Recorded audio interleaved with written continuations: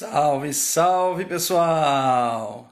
Salve Nath, salve Robinho, salve pessoal que vem chegando aí. Legal, olha, a gente está iniciando aqui a nossa live sobre o tema democracia, aguardando aí então agora, em seguida a gente vai chamar aqui o professor Borretti para participar. Galera chegando, maravilha, show de bola. Pessoal, então, olha aí o Borretti chegando, boa Olá, noite, pessoal. camarada! Salve, Edir. Salve, turma. Já vi alguns entrando aí. Bárbara, né? Gabi, João. Maravilha, coisa linda. Salve, Edir. Massa! Beleza pura? Domingão aí de sol. Estamos aí, então, para tratar de um assunto tão importante e relevante para a humanidade, né? Digamos assim, para a humanidade como um todo. Sem dúvida, camarada, sem dúvida. Esse tema palpitante aí, que a gente certamente vai conversar em profundidade aí, que é assim que a gente gosta de fazer, né, camarada? E além da Exatamente. superfície das coisas, buscar aí, então, entender mais profundamente esse conceito de democracia, a construção dele ao longo da história. Muito bacana. Vamos esperar um pouquinho a galera aí chegando. A Sônia chegou aí também, a Gilma.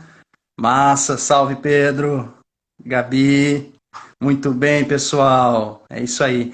Então, camarada, me conta aí como é que tá essa quarentena? Muitas leituras, muito Muitas Netflix, como é que leituras. tá? Cara, Edir, fazendo aquilo que a gente mais gosta, né? Apesar da pandemia, muita leitura, muito texto bacana, muita poesia na vida, muita música e muito. é, é, eu até daria depois uma dica cultural, algumas dicas culturais, e dessas dicas culturais, eu vou começar com uma aqui de que eu gostei, eu vi, gostei muito e dá para a gente fazer uma série de reflexões, principalmente reflexões sobre juventude, sobre filhos, sobre criações, que é a série que está na Netflix, Califado.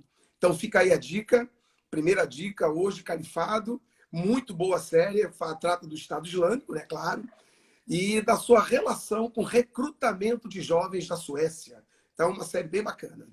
Nossa, então é um estilo documentário, assim, é isso? Ela é uma série totalmente ficcional, mas Ficcional. os personagens, tudo, né? Ela é uma história, né? Um novel, é um romance que tem ali, né? Mas ela, ela tem como pano de fundo algo que realmente aconteceu e ainda acontece em países ricos, ditos ricos da Europa, onde uma juventude de origem islâmica se vê totalmente desprotegida do Estado, totalmente desprotegida do conjunto da sociedade, e aí é presa fácil dos líderes do Estado Islâmico. Então, uma série bem inovadora, uma coisa bem diferente, bem bacana. Olha só, bacana. Então eu vou tentar fazer um gancho com a tua indicação. Vou fazer uma também que é uma indicação literária, mas que tem bastante a ver com o que tu falou, né? O tema não é Maravilha. exatamente o mesmo, mas deixa eu pegar aqui. Olha só. É, é o livro Submissão, né, do Michel Houellebecq. É um livro que Oh, traz aqui na perspectiva do autor, algo distópico que seria uma sociedade francesa que vai assistir à ascensão, né, de um partido islâmico que passa a impor as leis do Islã legal. para toda a sociedade francesa, certo? Então aí seria a ruína, né, do modelo de sociedade que a gente conhece, dessa sociedade democrática ocidental. Por outro lado, né, Certo. pessoal, será que a gente já não está vivendo a ruína das democracias ocidentais, camarada? Eu acho que essa é uma discussão que a gente vai fazer hoje, né? Com certeza eu gostei muito do termo hoje, ruína das democracias ocidentais. Eu gostei muito do termo, ruína. É o que a gente meio que está aí estupefactamente observando, né? Certo. Às Mas, vezes, Edir, nesses eu gostei da momentos. indicação. Desculpa, é submissão, né? Submissão, Submissão. submissão. Massa, não conhecia. Esse eu não Michel conhecia. Houellebecq. Ele foi um livro bem polêmico quando ele foi lançado. Agora eu não me recordo qual é o ano exato de publicação dele aqui. Acho que é 2009 ou 2010, certo? Ah, É, legal, coisa de 10 legal. anos atrás, tá? Aham. Mas eu sinceramente acho bem mais factível essa perspectiva que tu lançou, né? Dessas comunidades que são consideradas párias da sociedade ficarem cada vez mais excluídas, né? E não Uhum. ascender terem, né, ao poder por serem a maioria, né? Quer dizer, a maioria Sim, quantitativa normalmente não consegue atingir o status de maioria política, né? isso. É complicado. Mas é bem legal, cara. O livro é interessante, a hipótese que ele lança, enfim, o estilo do autor é bacana. A Bárbara pede Aham. para mostrar a biblioteca aí, né? Então, Pois é, eu ele tirei levou a um volume biblioteca. aqui, o Borretti falou e eu localizei rápido porque eu organizo meus livros, então eu coloquei, por exemplo, aqui tem uma seção que é de distopias. Na verdade, já tirei vários deles daqui, porque tem muito a ver com o que a gente está vivendo hoje. Eu, particularmente, acho tá meio difícil a gente até produzir literatura e ficção distópica, porque a realidade Ela é parece muito mais distópica, né? distópica do que aquilo que a gente poderia imaginar. Né? É isso aí. Salve, Pedro. Vamos falando de livros e séries. Tour pela biblioteca do Edir. Vamos lá, né? Pois Aqui a é, gente tem mostra as aí, Di, mostra distopias, olha aí. só. Não sei se dá para ver legal aí. Tem um, inclusive, ó, que é de um escritor paranaense muito bacana, né? Miguel Sanches Neto. Né? E aqui chama A Segunda Pátria. Ele lança uma hipótese de que os nazistas teriam vencido, né, a Segunda Guerra A e guerra, de né? e de que ele lança a hipótese, na verdade, de que o governo Vargas teria aderido aos nazistas durante a guerra. Tá? Ao invés de tomar Uhum. o lado dos aliados, tomou o lado dos nazistas. Aí constitui toda uma influência de uma sociedade que passa a ser nazista no Brasil, inclusive dando grande Uhum. importância ali aqui para Santa Catarina também, né, para Blumenau, enfim. Então o livro traz aqui uma sociedade nazista ali no contexto da Segunda Guerra no Brasil. Claro que é uma imaginação, né? Olha só, Aham. legal. Edir Vieira Filho comparecendo aí, salve pai. Legal. Figura ilustre aí, o paizão do Edir. Isso aí, legal. Mas então, camarada, vamos dar um passeio pela história e contar um pouco sobre esse conceito de democracia evoluindo ao longo dos tempos? Vamos lá, vamos lá. É, então, gente, quando o nosso grupo ali determinou, né, definiu, quando nós discutimos as temáticas que nós teríamos que abordar, né, isso foi um processo bastante cuidadoso e a gente sempre gosta muito de ouvir o nosso professor Juliano. Juliano, que professor de redação, hoje não pode estar aqui porque fez uma cirurgia no dente e está se recuperando, mas está assistindo a gente, está ali, tá bacana. E um dos temas que a gente elencou, né, e eu fiquei muito feliz quando o Juliano sugeriu esse tema, foi a questão da democracia, que muito bem nessa nossa prévia o Edir já colocou ali, né, que vivemos um processo hoje de ruína das democracias ocidentais, democracias essas que, em tese, se consolidaram após a Segunda Guerra Mundial. Então, você tem ali o final da Segunda Guerra Mundial, né? O nazismo vencido, o fascismo vencido militarmente, né? É bom que se diga isso, militarmente o fascismo e o nazismo vencidos, e a gente passa a ter, então, uma luta, né, para consolidar essa democracia. Então, essa consolidação parte, primeiramente, nos países da Europa ocidental, da Europa, então, na época dita capitalista. Na Europa socialista, você tem, na Europa, no leste europeu, você tem aí a influência do socialismo soviético. E você tem aí, né, na América, essa também tentativa de explosão democrática. Tá? Então, isso tudo, ali nos anos 50, 60, foi corroborado pela ideia de que a democracia poderia garantir um processo econômico de inclusão social, de inclusão de defesa das minorias, defesa das comunidades indígenas, das populações afrodescendentes e por aí vai. Tivemos, então, uma onda, em função da Guerra Fria, uma onda de golpes, movimentos militares.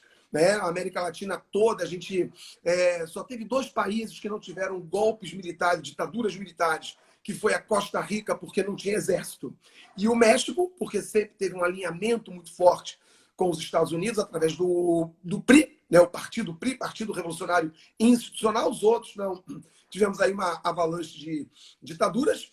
E nos anos 80, essa democracia volta a ganhar espaço, volta a se consolidar, volta, então, a dar as suas caras com um processo de redemocratização dos governos latino-americanos. As democracias da Europa Ocidental se consolidando e no leste europeu, finalzinho dos anos 80, a queda do Muro de Berlim, né? E, ao mesmo tempo, o fim do chamado, né, socialismo clássico, né? Que eu não gosto nem de usar o termo socialismo clássico, mas o fim, né, daquele bloco socialista, daqueles países que se reivindicavam socialistas.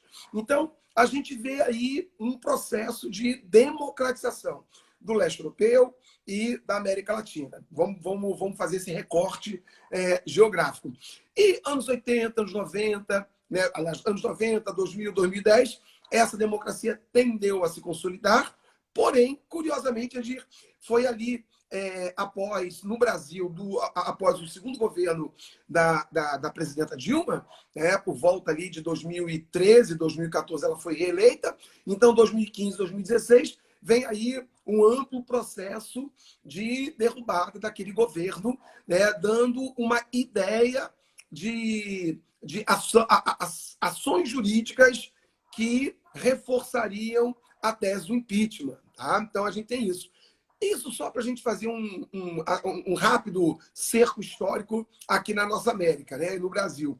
Mas a gente vê, Edir, repare bem, na Holanda, na eleição da Holanda, que ocorreu em 2018, o Geert Wilders, que é do partido populista holandês, ficou em segundo lugar. O cara foi para o segundo turno.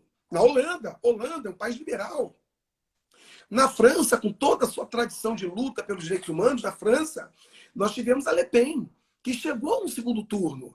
Ela chega a um segundo turno. Tá? Na Polônia, na Hungria e em vários outros países europeus, partidos chamados hoje de populistas, merece aí, não é o nosso caso hoje, mas merece aí merece um cuidado especial, nunca confunda esse populismo com o populismo latino-americano, né? Sociologicamente falando, não tem nada a ver. Tá? Então, são partidos, por exemplo, como a gente falou da série Califato, são partidos islamofóbicos, são partidos que não aceitam a presença do imigrante, e agora, principalmente, né, não aceitam a presença do estrangeiro, do refugiado, tá? E que, em nome da segurança, eles entendem que vale a pena comprometer a democracia. A própria eleição do Boris Johnson, né, na Inglaterra, também um sujeito com uma tendência mais, aliás, muito conservadora, e que beira a islamofobia nos seus discursos como candidato a deputado, não a primeiro-ministro. Mas quando ele foi candidato a deputado, para atender ao eleitorado dele, ele tinha um discurso muito raivoso anti-população islâmica. Então, a gente vê aí uma crescente da democracia. Edir, vou passar a palavra para você, mas antes, para não ficar muito concentrado aqui, mas antes... eu queria só alertar, moçada, o Edir usou muito bem, de forma muito apropriada, a palavra ruína, porque o que a gente vê realmente é um desgaste dessa palavra democracia. Claro que a intenção nossa não é esgotar aqui nenhuma conversa, nenhuma discussão, mas sim lançar luz, né? Lançar uma luz ou luzes sobre reflexões à democracia. Mas, moçada, uma coisa que eu considero muito importante na crítica à democracia. Na medida em que outros elementos não vêm compor a palavra democracia, né? Elementos como inclusão social, respeito às minorias, né? Vivemos hoje uma situação econômica mais complexa e bastante delicada. Na medida em que você tem fome, desemprego, miséria, tudo isso contribui para essa ruína democrática. Tá? Então, você tem hoje, nos países onde essa democracia seria mais forte, a Europa, essa democracia ruindo. Por quê? Porque a Europa, Edir, ela entendia que as guerras, depois da Segunda Guerra Mundial, isso foi uma tônica nos discursos. As guerras precisam ser fora da Europa. Então, você não teve mais guerras entre grandes potências dentro da Europa. As guerras estão ocorrendo na África, na Ásia, no Oriente Médio. Só que essas guerras têm sido cada vez mais constantes e violentas e têm provocado um grande número de refugiados. E esses refugiados vão para onde? Vão para a Europa. Eles vão para a Europa. Por que não os Estados Unidos? Porque tem o Atlântico ali separando, então eles vão para a Europa. E por irem para a Europa, aí a coisa acaba estourando nesse discurso antidemocrático. Por quê? Porque eles entendem que a segurança do europeu passa pelo combate ao terrorismo e ao islamismo hoje, que são duas coisas que para eles convergem. Show de bola. Muita informação, muito conteúdo. Fiquei procurando aqui onde é que eu boto coraçãozinho, aí eu me lembrei que eu não tenho como botar coraçãozinho, porque eu chamei a live. Show de bola, Maete. Muito bom, muito bom. E por mim. Sensacional, cara, muito bom. Mas, querido, eu fiquei pensando nas coisas que você está se colocando aí a respeito, né, desse outro, né, dessa ameaça, né, que é vista, por exemplo, sob o ponto de vista, né, dos Estados europeus em relação ao imigrante. E é muito curioso que na sociedade brasileira esse outro ele está aqui dentro, né, do nosso próprio território. Né? O outro é aquele que habita o morro, é aquele que habita a periferia e que é esse, inclusive, aquele que justifica as medidas, né, restritivas de liberdade que um Estado que vai ganhando feições cada vez mais autoritárias, né, parece que toma de maneira bastante indiscriminada. Né? No Brasil isso acontece de maneira muito evidente, mas para nós que muitas vezes não somos diretamente atingidos por esse tipo de cerceamento da liberdade, parece que está tudo, né, normal. E a gente sabe que os direitos eles estão sendo solapados, estão sendo desrespeitados e muitas vezes a gente se acomoda diante disso. Mas, enfim, aqui a Sheila fez uma participação bem interessante, comentando aqui a respeito da participação feminina, né, que ela acha importante, e nós também. Né? A gente tem feito as lives aqui, já temos, inclusive, aí a perspectiva de algumas professoras participarem, mas eu acho que é muito interessante a gente refletir, né, quantas são as professoras dentro, né, desses espaços que são esses espaços privilegiados dentro da educação, por exemplo. Os espaços mais bem remunerados dentro da educação, geralmente eles são ocupados por homens, isso é uma coisa curiosa. Né? E não só na educação, então, vamos refletir a respeito da sociedade como um todo. Isso, evidentemente, não tem a ver com uma política que o Gaia tem estabelecido, mas tem a ver com o cenário que a gente vive na nossa sociedade. Por que a gente tem menos participação feminina, por exemplo, né, num debate como esse que a gente está fazendo agora, a gente está, né, entre dois professores de humanas, até porque a gente não tem, por exemplo, uma professora de história, uma professora de geografia. Temos a professora de biologia, temos, enfim, temos professora de redação também, né, ali em Floripa. Mas, enfim, o que eu queria dizer é o seguinte, eu acho que a grande questão que a gente deve refletir sobre a democracia, ela está relacionada à igualdade, à horizontalidade. E uma sociedade como a nossa, né, ela já começa por ser antidemocrática no momento em que a gente tem, né, esse desnível, essa desigualdade, que vai ser uma desigualdade de gênero, que vai ser uma desigualdade em relação à questão étnica, à questão racial, à questão socioeconômica. Quanto mais desigual uma sociedade, mais antidemocrática ela é. Não é? Então, evidente que o pleito da Sheila é muito legítimo, né, da participação feminina, e é óbvio, é evidente também que nós vamos com certeza valorizar muito, né, a voz das mulheres aqui nas nossas lives, com certeza isso já está programado, tá certo? A gente gostaria que fossem em maior número no nosso grupo, né, mas a gente sabe que com certeza a gente vai conseguir ótimos resultados aí na sequência, né, as nossas alunas vão se tornar professoras e vão ajudar a reverter também um pouco dessa hegemonia masculina aí nos espaços de debate, de fala, né? Algumas vão se tornar professoras, outras vão se tornar destaques nas áreas de atuação delas. Mas, enfim, camarada, muitas coisas interessantes para a gente comentar aqui a respeito, né, de democracia. Na tua fala veio uma reflexão sobre o processo aqui na América Latina, né? E eu, como também preciso falar um pouco da nossa literatura, a gente tem no nosso programa de leituras obrigatórias da UFSC, o livro Fazenda Modelo, do Chico Buarque de Holanda, né? Então, é interessante que vocês prestem atenção nessa narrativa, né, para discutir o tema democracia.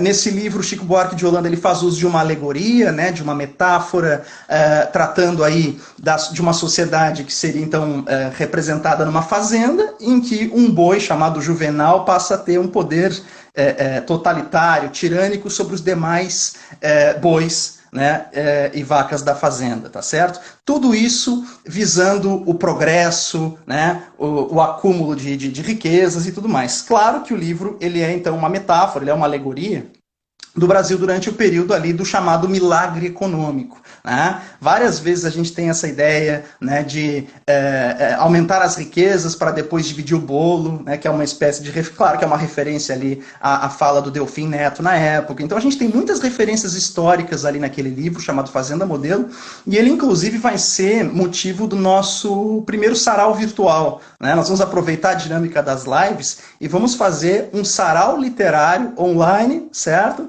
Dentro de 14 dias aí, então, quer dizer, sem ser no próximo domingo, no outro, nós vamos realizar, então, né, um sarau virtual sobre o livro Fazenda Modelo, do Chico Buarque de Holanda.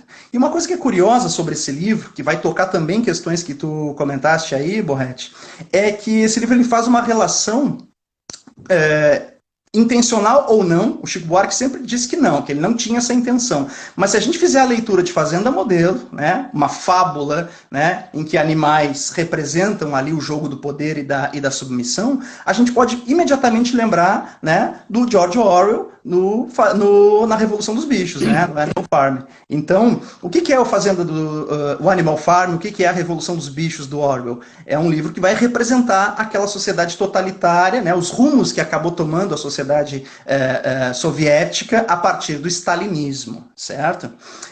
Muita gente faz uma leitura equivocada, pelo menos se a gente for observar as posições do autor, do George Orwell, ao longo da vida dele, muita gente pensa que o livro é uma crítica ao socialismo. Eu gostaria até de aproveitar a tua fala, né, porque é uma crítica àquele modelo que se reivindicava socialista, mas que na verdade subverte, né, a utopia socialista. Porque na Revolução dos Bichos a gente vai perceber que os mandamentos, né, daquela sociedade igualitária são desrespeitados pelo próprio porco que assume a condição, né, de líder. Né? Então, o porco Napoleão ele acaba assumindo uma condição de tirano, né, e estabelece ali mesmo uma diferença social. Existe uma espécie de casta, né, de elite dirigente, né, de burocracia dirigente, que fica acima dos trabalhadores. Ou seja, existe uma diferença, então, de classe e, portanto, não existe um socialismo. Por isso, né, que a gente tem um cuidado ao referir ao modelo soviético como sendo socialista de verdade, porque ele não realiza, né, a premissa do socialismo, que é essa horizontalização mesmo da sociedade. Né? Mas, enfim, eu acho muito interessante, então, que a gente tenha essa referência literária do Fazenda Modelo para discutir o tema democracia. Né?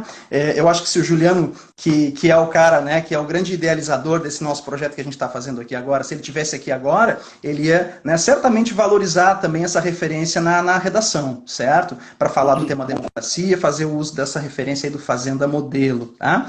Os livros da UFPR, eles talvez não toquem tão diretamente na questão da democracia, mas como a gente falou de democracia como um conceito de horizontalizar as relações, a gente tem que discutir também a questão da democracia racial. Né? E aí a gente tem lá, por exemplo, na UFPR, o livro chamado Clara dos Anjos, né? Que toca a questão de gênero, né? E que toca também a questão racial. Né? Então, bem interessante discutir o quanto essa desigualdade impede, né, uma participação de pessoas que estejam compondo os chamados grupos minoritários no jogo do poder. Né? É interessante discutir isso. E também tem em Sagarana, do Guimarães Rosa, referência ao coronelismo, ao clientelismo. Né? Isso aparece bastante como prática, né, daquele jogo político das cidadezinhas do interior, e a gente vai ter ali alguns contos de Sagarana fazendo referência ao jogo do coronelismo, do clientelismo, do voto a cabresto, tá certo? É isso aí.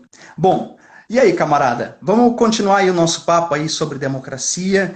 Não sei se tens alguma sugestão de encaminhamento para a nossa conversa. Eu até teria algumas, mas me conta. Bom, Edi, eu já me cocei aqui quando você falou sobre, que eu acho que é um tema muito pertinente, quando você falou da Revolução dos Bichos do George Orwell, né? Bom, é muito difícil a gente não associar a obra Fazenda Modelo à Revolução dos Bichos, né? Não tenho, eu não consigo dissociar. A primeira vez que eu li esse livro, eu estava ali no meu início do ensino médio, isso foi ali começo dos anos 80, e não tem como dissociar. E aí, o Edir, Pensando na fazenda modelo, que não é o elemento mais importante, né, se tem uma associação ou não. Mas, pegando o George Orwell, que você muito bem lembrou, muitos associaram essa obra ao socialismo soviético. Eu acho que não só o socialismo soviético, mas a qualquer Estado totalitário caberia aquela obra, uma vez que todo Estado totalitário parte da ideia de que todos seriam tratados de forma igual. Né? Então, nos Estados totalitários, eles têm muito essa ideia. Mas, análise à Revolução dos Bichos à parte, o Edir, eu queria lembrar outra obra do George Orwell, muitíssimo famosa, muito bonita, muito bacana. Tem a obra, óbvio, literária e o filme, né? Que é o 1984, que na época se associou ao Big Brother, que virou programa de TV, começou na Holanda e se espalhou para o mundo inteiro. O Brasil já está na sua 20ª edição. E o Big Brother seria, então, o grande irmão socialista que controla a vida de todos. Mas, Edir, repare bem. Aquela ideia de você ter câmeras em tudo quanto é lugar, vigiando tudo que as pessoas fazem, elas estão hoje materializadas na nossa sociedade. Então, você não consegue andar no centro de Florianópolis sem que tenha câmeras te vigiando. Você não vou discutir aí a importância ou não da segurança. Estou dizendo que eu estou constatando algo que se materializou com muita força. Né? Quando você anda na zona sul do Rio de Janeiro, ou nos bares nobres de São Paulo, você tem câmera em tudo quanto é lugar. Em tudo quanto é lugar. Tá? Então, curiosamente, aquele livro distópico para a época, que seria uma obra, né, de crítica ao socialismo, né? Isso, ó, o Pedro comentou ali a obra excelente do Michel Foucault, Vigiar e Punir, exatamente. Então, aquela obra que foi canalizada para um tipo de organização de Estado, ela acaba se materializando na nossa sociedade hoje. Então, eu queria fazer essa ligaçãozinha rápida aí do Orwell com 84, Revolução dos Bichos, e elencar um elemento muito importante que você mencionou no início, que aí eu quero ampliar um pouquinho isso que a gente está comentando, né? A gente tem, Edir, hoje, por conta do que foi o socialismo soviético, ali, principalmente depois da chegada de Stalin ao poder, né? A gente tem muito hábito de perceber o discurso hoje, muito forte, de 2014, 15 para cá foi esse, né? Que o socialismo ele é, na sua essência, uma ditadura, um Estado totalitário. Como se o capitalismo não fosse. E eu não estou aqui, gente, fazendo nenhum tipo de proselitismo para uma bandeira ou para outra. Nossa intenção, como eu falei anteriormente, é lançar uma luz sobre aquilo que a gente está estudando, que é a democracia. O Estado totalitário, ele vai estar presente em qualquer modelo econômico. Não precisa ter a chancela do socialismo ou ser algo inerente ao socialismo ou só do socialismo. Né? E aí vem aquela confusão grotesca de associar socialismo com nazismo. O Hitler, né, quando fundou o partido, aí eu até entendo um pouco, né? Partido Nacional Socialista dos Trabalhadores Alemães. Mas reparem bem, pessoal, a palavra socialista ela está vinculada à palavra nacional. Então, Hitler criou uma palavra que é o nacional-socialismo, que não tem nada a ver com socialismo. Poderia ser nacional, social nacional, alguma coisa assim. Eu acho até que essa discussão, né, Borretti, ela se resolve muito facilmente porque a gente tem como acessar, por exemplo, os discursos de Hitler e verificar que ele tinha uma posição de perseguição aos comunistas, ele se dizia antimarxista, anticomunista. Então, isso eu acho que, né, quem ainda insiste nesse tipo de argumento para descaracterizar o socialismo, né, precisa estudar um pouco mais de história, né, camarada? É isso aí. Exatamente. Não vale nem a gente gastar o nosso curto tempo para explicar isso. E aí, Edir, o que acontece? A palavra democracia, ela não é uma palavra associada, como eu falei, a um sistema político. Ela está associada a formatações políticas que podem ou não, como o Edir falou muito bem, né, usou um termo que eu gosto muito, que podem ou não horizontalizar. Né? Então, a partir do momento que você tem um modelo que não horizontaliza, ele, então, vai dar margem para você comprometer a tua democracia. Eu não vi quem foi, mas vou responder. Eu vi ali a pergunta, muito legal a pergunta, não vi quem foi, tá? Podemos dizer que a ruína da democracia está vinculada à ruína do capitalismo ocidental? Eu não sei se a gente hoje pode falar em ruína do capitalismo, mas sim podemos com toda certeza dizer nós temos hoje um modelo de produção de riqueza, um modelo que produz riqueza extremamente violento, segregacionista, um modelo que não consegue incluir os diversos povos. Então, se você tem uma situação no Brasil que não é tão ruim, você tem uma situação ali no Sahel africano que é a pior possível. E vamos lembrar, nós estamos num mundo que é finito e que as coisas estão hoje mais do que nunca interligadas. Então, se as coisas estão interligadas, você não consegue ter 100% de boas condições de vida numa região e 0% na outra. Você não consegue, porque em algum momento isso vai explodir ali. Né? Então, a gente tem que ter essa visão sistêmica de mundo, essa visão sistêmica de sociedade, holística, alguns diriam. Por quê? Porque é impossível não refletir na Europa, né? Hoje, num sistema que segrega...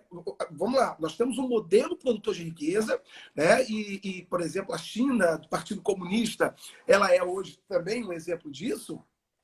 Nós temos um modelo produtor de riqueza que verticaliza, tá? Verticaliza aquilo que a gente tem. E essa verticalização verticaliza a riqueza. Essa verticalização da riqueza, obviamente, vai trazer problemas. Ela vai... Aí, moçada, que tá nos assistindo, é aí que entra a ruína democrática. Porque não podemos associar a palavra democracia, eu costumo brincar e dizer que democracia é igual amor. Não adianta você dizer que ama. Você tem que praticar o amor. Você tem que praticar esse sentimento de carinho que se tem pelo outro. A democracia é a mesma coisa. Se você não pratica a democracia, as pessoas vão desconfiar dela. Porque você diz, tudo que você diz é em nome dela. Repare bem. Nós vamos fazer isso em nome da democracia. Nós vamos tomar tal medida em nome da democracia. Quando você fala de democracia, e você não materializa em ações, usando então de novo o termo do Edir, né? Quando você não horizontaliza, o que acontece? Quando você não horizontaliza, as pessoas vão criticar isso que você está defendendo. Pô, esse cara defende a democracia, mas eu estou vendo miséria, eu estou vendo exclusão, eu estou vendo violência, eu estou vendo violência urbana. Então o problema é esse cara e a democracia. Então ela começa a ser arruinada, ela começa a ser quebrada, ela começa a jogar no limbo esse valor que eu considero tão importante, porque, moçada, não vamos esquecer, democracia, no meu entendimento, é sinônimo, tem que ser sinônimo principalmente de liberdade. A liberdade que nós estamos tendo agora de falarmos ao vivo aquilo que a gente pensa e vocês poderem dar esse retorno para nós. Então, isso é fundamental. Perfeito, camarada. Muito bom. Cara, tem muitas coisas na tua fala que foram despertando ideias aqui para mim, vou tentar organizá-las aqui. Né?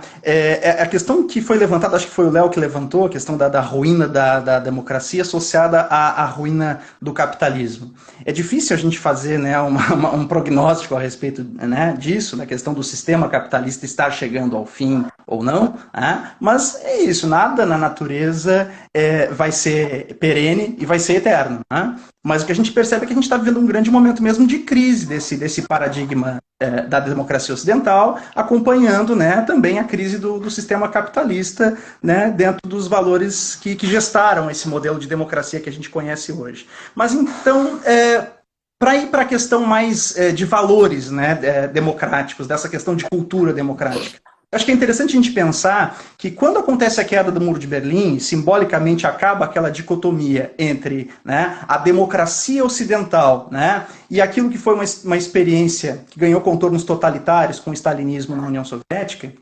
a gente vai perceber o quê? Que já não existe mais, por exemplo, da parte da hegemonia ocidental, do imperialismo norte-americano, uma necessidade de colocar mais a democracia na prática como forma de contrapor, né, o totalitarismo. Então, como não existe mais o contraponto, né, essa democracia ela pode ser moldada ou até mesmo esvaziada, né, no seu conceito para atender aos interesses hegemônicos. Quer dizer, não tem mais uma concorrência ideológica, né, em relação àqueles que têm a hegemonia no mundo. Então, quer dizer, se antes a democracia ela precisava de alguma forma, como ferramenta ideológica, ser algo convincente, hoje já não é mais necessário, né, fazer esse convencimento na prática. Então, a gente começa a ter um esvaziamento constante do conceito de democracia. Até porque, realmente, se a gente pensar, né, em termos bastante profundos, axiológicos, o termo democracia associado à horizontalização, à igualdade de oportunidades, à igualdade para todos poderem participar das decisões,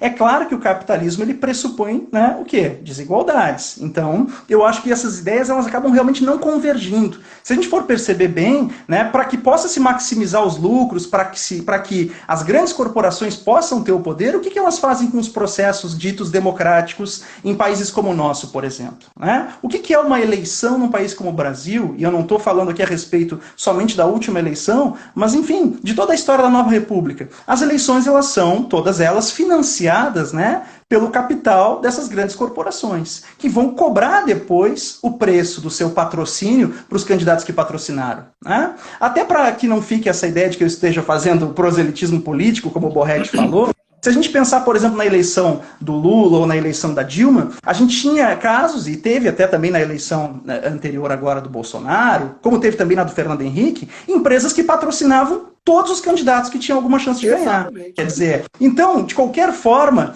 esse poder, né, econômico, ele condiciona as políticas que vão acontecer nos governos que se seguem. Né?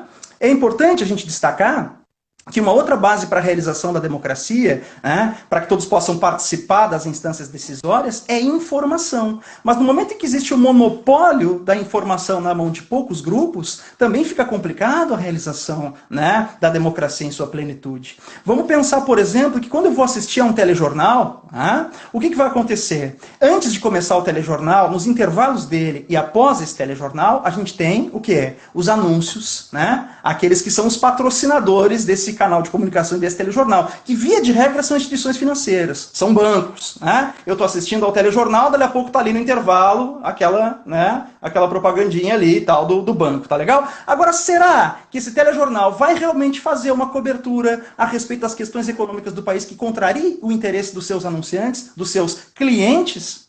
Essa é uma questão. Outra questão que tem que ser avaliada, né, é a própria promiscuidade que acaba existindo entre esses grupos de comunicação e, às vezes, os próprios governos, uma vez que, né, é a publicidade que o governo coloca nesses canais de televisão, de rádio, né, de internet, que sustenta também boa parte do funcionamento deles. Quer dizer, então, a gente tem um condicionamento da informação a determinados interesses. Ela não é plural. E se não existe, né, uma vocalização de todos os setores da sociedade nos meios de comunicação, nós estamos já fadados a termos distorções muito sérias nesse processo que a gente chama democrático. Tá certo? Então, é isso. Eu vejo também que a gente pode pensar, então, que nesse momento a gente está vivendo mesmo uma espécie de experiência pós-democrática.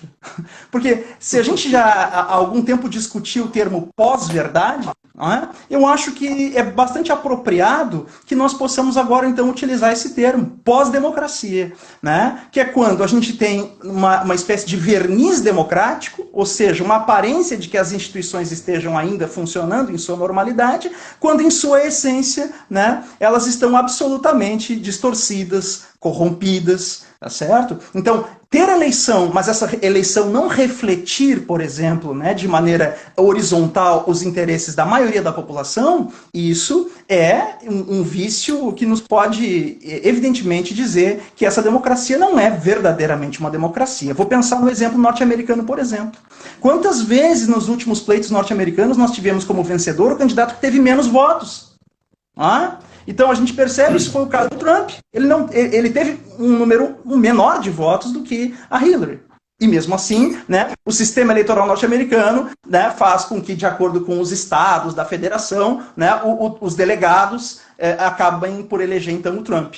Então, quer Que dizer, já é uma esse seria o bizarrice, né, modelo... Odir? Hã? O sistema eleitoral americano já é por si só uma bizarrice. Bizarro ao extremo. Você não tem um voto por cabeça. Então, nós estamos lá na Revolução Francesa, que não é um voto por cabeça. Isso não Exatamente. existe. E no Brasil, se a gente pensar nas eleições para o legislativo, isso também acontece, né? Quer dizer, o voto de um brasileiro, né, de Rondônia, por exemplo, vale dezenas de vezes o voto de um brasileiro, né, do Paraná ou, né, de São Paulo, tá certo? Então, quer dizer, a gente tem uma série de distorções que, claro, são produzidas intencionalmente por aqueles que querem se manter no poder, mesmo, né, que se diga então que isso seja uma democracia. Eu me nego, né, a atribuir valor democrático, né, a esse tipo de, né, de farsa, né, de embuste que são esses sistemas pseudodemocráticos nos quais a gente vive, né? Eu acho que é preciso haver, né, mais igualdade de direitos, é necessário que haja pluralidade, né, no sentido da difusão da informação. Tem uma série de requisitos básicos para que a gente possa ter minimamente uma sociedade mais equânime na forma de participar e de decidir. E o que é muito curioso é que a gente chegou num estágio, né, da história da humanidade que a tecnologia permite que as pessoas, todas elas se manifestem em tempo real a respeito dos assuntos que são do seu interesse, mas isso não é possível que a gente faça dentro das chamadas democracias em que a gente vive. O que eu quero dizer, todo mundo pode votar para escolher quem vai sair da casa. Não é? Quer dizer, não, eu quero tirar o fulano da casa do Big Brother. Por que não pode todo mundo também votar, né, se a gente quer essa reforma da Previdência ou não?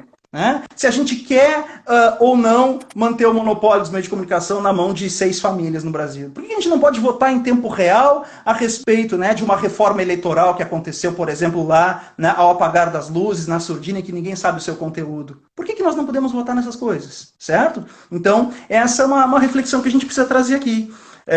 Bom, então fica uma dica de leitura aqui, né, que é Estado Pós-Democrático, do Rubens Casara, né, reflete bastante a respeito dessas questões que eu estava colocando para ti, né, porque a gente passa a ter, por exemplo, um processo, Borretti, inclusive, em que a gente tem um esvaziamento do conceito, né, de política, não só de democracia. Percebe, por exemplo, se a gente for, eu vou pegar um país fictício aqui, né, chamado Avilã, tá? Nesse país fictício, tu vais ver que os candidatos à presidência da República daqui a pouco vão ser um apresentador de televisão, um juiz, tá certo? Mas o que aconteceu? Existe um trabalho sistemático, né, de retirar a credibilidade da política, de dizer, não, político é tudo igual, tá certo? Eu sei que a gente tem muitos motivos para ficar chateado, né, com a maneira como esse sistema político ele vem se constituindo, mas é importante que a gente avalie criticamente essa armadilha do esvaziamento da política, de passar a chamar política, né, de palavrão, de passar a entender política como uma coisa feia, porque afinal de contas, com todos os seus defeitos, é na política ainda que nós temos a arena para poder fazer algum tipo de transformação, de atuação, né, a respeito da sociedade em que a gente vive. E se a gente abdicar disso, dizer, é tudo igual, o que a gente vai fazer então? A gente vai ficar mais como telespectador. Nada mais, aliás, sintomático do que daqui a pouco a gente ter um animador de auditório, um apresentador de programa de TV, né, como presidente da República.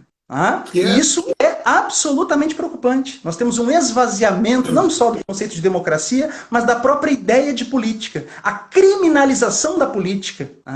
Então, é importante que a gente possa procurar resgatar isso, ou seja, o sentido da política e o sentido da democracia, e inclusive resgatar isso a partir de práticas do nosso cotidiano. Como, por exemplo, o debate, como a gente está fazendo aqui abertamente.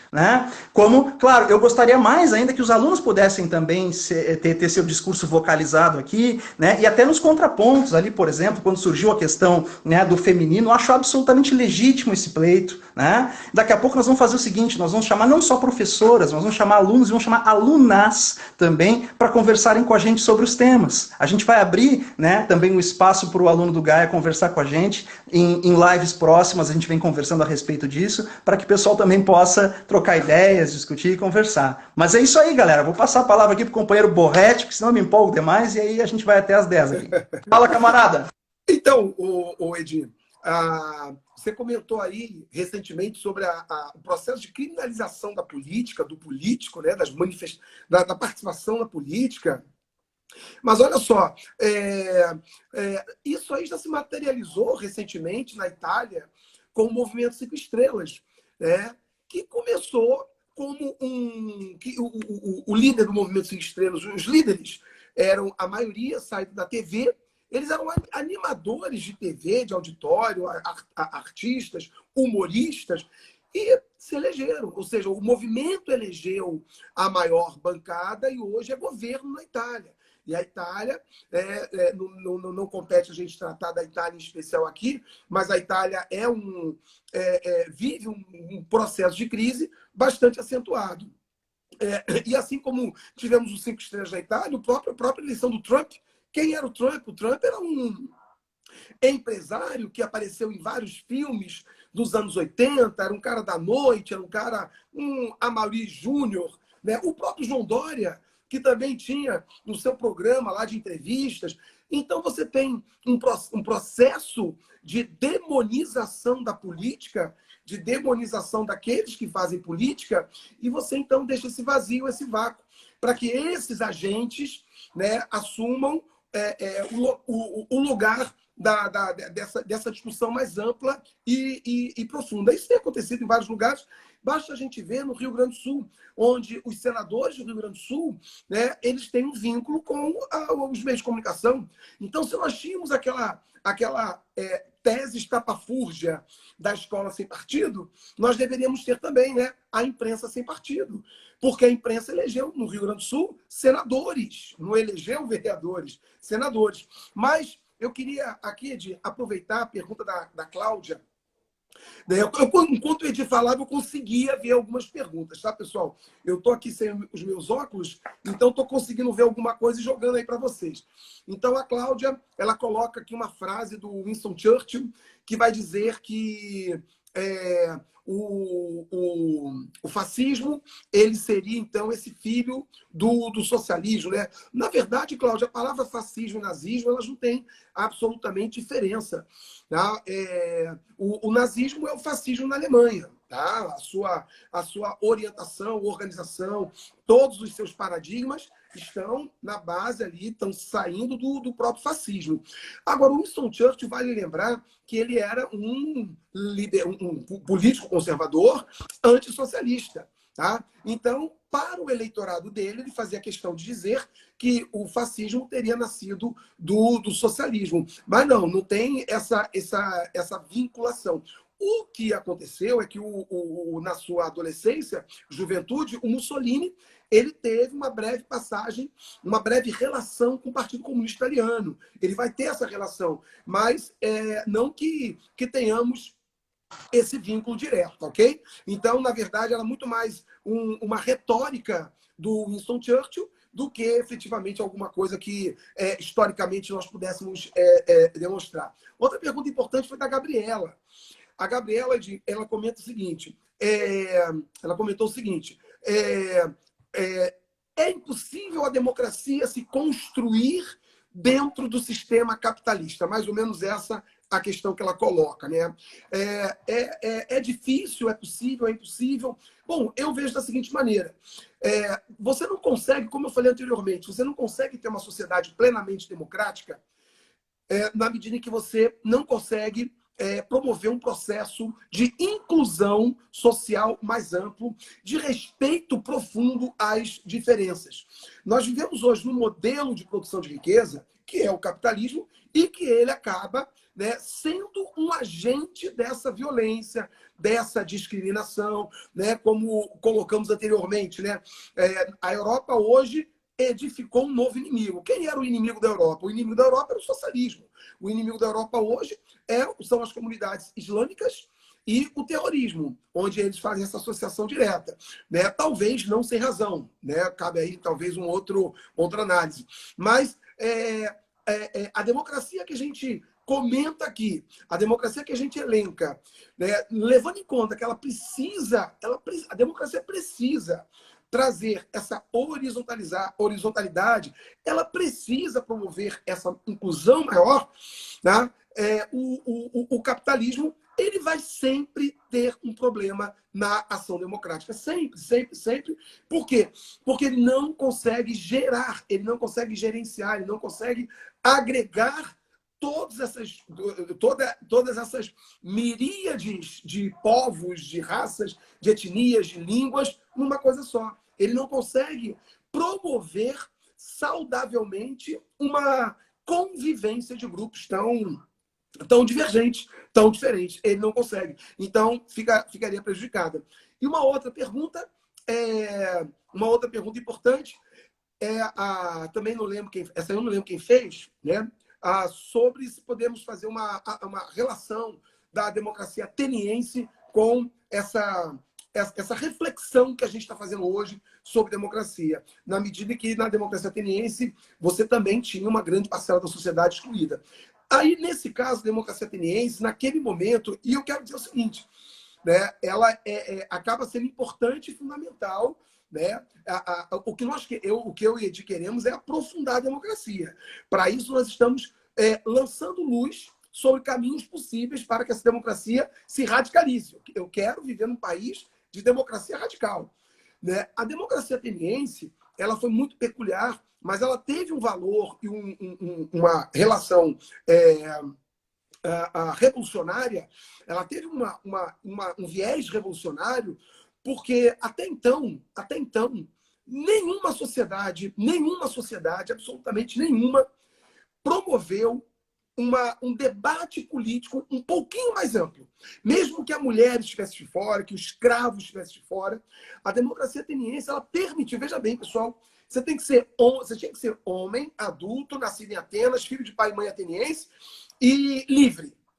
Então, repare que o fator renda não entra. O fator renda não entra na democracia ateniense. Como o fator renda não entra, aquilo naquele momento representou um avanço muito grande. Que as nossas lutas e conquistas, elas se dão a partir de avanços, né? Então você avança um pouquinho, recua, avança mais um pouquinho, dá um passo para trás para dar dois à frente, para não causar polêmica, não vou dizer quem fez essa frase, quem pronunciou, depois vocês pesquisem, tá? Mas a gente precisa sempre caminhar adiante. A gente vai, então, agregando conquistas. Nós vamos agregando conquistas sempre.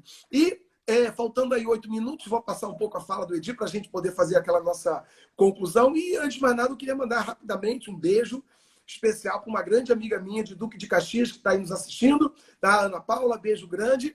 Tá? E, Edir, com você a palavra.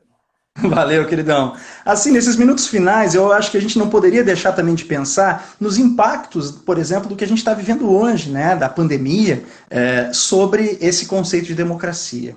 O que me assusta observar, Borretti, é que, assim como nós tivemos com o episódio das Torres Gêmeas nos Estados Unidos, né, com o terrorismo como pretexto para restrição de liberdades individuais durante, né, os últimos anos, né, que a gente possa estar diante de algo que a gente sabe que é sério. A gente sabe que hoje é necessário, né, o isolamento social para a contenção, né, do vírus, enfim. Todavia, isso pode ser instrumentalizado, né, e eu creio até que esteja sendo, né, pode ser instrumentalizado, sim, para exercer esse tipo de controle sobre a população. Né? Quer dizer, a ideia de que nós não possamos sair na rua, e assim, se a gente não pode sair na rua, então, de repente, quem está lá de forma autocrática no poder pode descer qualquer tipo de decreto, né, pode flexibilizar, quem sabe, né, alguma lei ambiental, porque, afinal de contas, as pessoas estão muito ocupadas com o Covid, com a Covid, né, melhor dizendo. Então, eu acho que é importante a gente pensar o quanto essa questão, por exemplo, né, da pandemia pode trazer, né, um pretexto muito sério para que a gente seja controlado. Né? Na China, por exemplo, os caras conseguiram conter, né, o processo, sabendo, por exemplo, né, a temperatura de cada um que estava no vagão do trem. Tu tem a questão, né, os caras filmam tudo. Até foi a Dai que fez um comentário ali falando a respeito disso, né, que a China é um exemplo de uma sociedade que usa dessa tecnologia para ter um controle de cada cidadão, de cada instante da vida de cada um, exatamente como a gente via lá no 1984 do George Orwell. Mas a questão isso pode ser usado como um pretexto para a gente, né, ter, né, um estado de vigilância completo sobre nós. E é claro que a gente tem que ficar bastante atento para isso. Mas, queridos, assim, para a gente não se estender, a gente tem 6 minutinhos aí para o encerramento, né, do nosso encontro. Eu acho que essa fala do Boetti é muito interessante, né, da gente estar sempre construindo esse conceito de democracia e da gente procurar dar passos à frente. Eu acho que o passo à frente mais importante que a gente tem a dar hoje é a construção, né, dessa experiência democrática a partir dos ambientes que a gente vive, né? Ou seja, é a construção desse ambiente democrático em casa, né, com os nossos colegas, no nosso trabalho. Aqui, então, a gente está fazendo um debate que é, né, um exercício que a gente não pode perder de vista.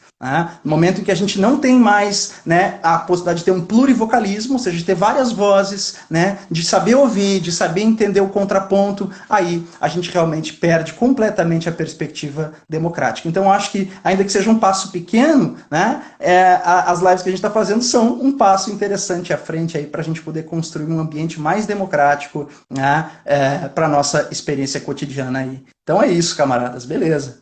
Borretti. Passa a palavra, vou finalizar então aqui a partir de uma dúvida que apareceu. Eu acho que o nome do menino é Flávio. Eu acho que é porque vocês botam os nomes tudo juntinho, né? Então, ele pergunta mais ou menos o seguinte: será que o fato de nós estarmos aqui fazendo o que estamos fazendo, né, usando essa mídia, não seria um ato antidemocrático também?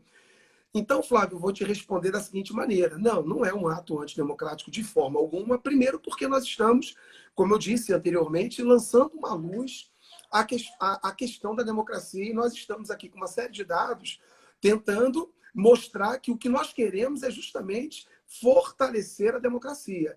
Então, nós estamos aqui apresentando situações em que você percebe claramente que os grandes veículos de comunicação, quando dominam e querem levantar um presidente ou derrubar, eles derrubam. Detalhe, eu não estou o tempo todo na vida de vocês. A TV está, a rádio está, né? De uma forma ou de outra, ela está chegando a cada trabalhador, a cada gente. E o Flávio botou outra coisa ali. Pô, desculpa, Flávio, se eu entendi errado. Mas vai que eu achei importante a tua pergunta. Achei muito bacana a tua pergunta. Então, assim como quando a gente fala assim, mas a mulher que defende o feminismo, ela não está tentando se colocar acima do homem? Não, ela está tentando se colocar em igualdade com o homem, em pé de igualdade. Ela está tentando justamente tirar esse diferencial enorme que foi imposto a ela ao longo de tantos anos. Então, não se trata de ser um machismo ao contrário, muito diferentemente disso. A mulher quer lutar pelos seus direitos. Ou quando se diz que o negro quer estabelecer um tipo de racismo contra o branco. Também não. Isso aí representa a conquista de espaço. Então, o que nós estamos fazendo aqui, Flávio, querido, desculpa, você escreveu ali, como eu estou falando, não pude ler direito, mas eu entendi errado a tua pergunta. Entendi realmente Vou errado. fazer Mas serviu para levantar essa lebre. Só um complemento aqui, porque eu vi que o Flávio falou a respeito, então, por exemplo, ele está fazendo uma crítica ali aos meios de comunicação que a gente tem, que muitas vezes propagam, então, que seria uma opinião e não informação. É difícil veicular uma informação que não tenha um viés, né, de opinião, um viés ideológico. Tudo tem um viés. Então, eu acho que a grande questão, eu retomo aquilo que eu sempre digo nesses debates sobre democracia, é que a gente tem que construir uma sociedade em que se respeite o plurivocalismo. Não é a questão de dizer assim, poxa, os caras não podiam estar emitindo a opinião deles. Não, eu acho que eles têm que emitir a opinião deles. Só que nós teríamos que ter o mesmo espaço para emitir a nossa opinião. Ou seja, a gente teria que ter uma democratização dos meios de comunicação de massa. Esse é um aspecto essencial para se construir democracia. Né? Então, eu sinceramente acho que nesse caso, são poucos os casos em que eu vou defender os Estados Unidos, por exemplo, como modelo de alguma coisa. Mas nas eleições norte-americanas, os veículos de mídia, eles mostram a sua posição. Né? Eles são autorizados, inclusive muitas vezes fazem questão de dizer, olha, nós apoiamos a candidatura tal. Eu acho que isso é saudável, porque, né, mostra, né, de maneira clara que não existe essa imparcialidade. O problema é se fazer de neutro e ficar todos os dias manipulando a opinião pública, como a gente vê que é muito comum na cultura, né, dos meios de comunicação brasileiros, enfim. Tá? Então a gente tem que ter plurivocalismo, é isso. Mas galera, a gente está chegando no fim. Borretti, eu vou dar o meu tchau bem rapidinho aqui para não terminar aqui o tempo e a gente ser cortado. Galera, um forte abraço para todos. Obrigado, galera. Valeu. Valeu, brigadão. Bom domingo. Beijo. Valeu, Borretão. Beijo. Valeu. Tchau, tchau.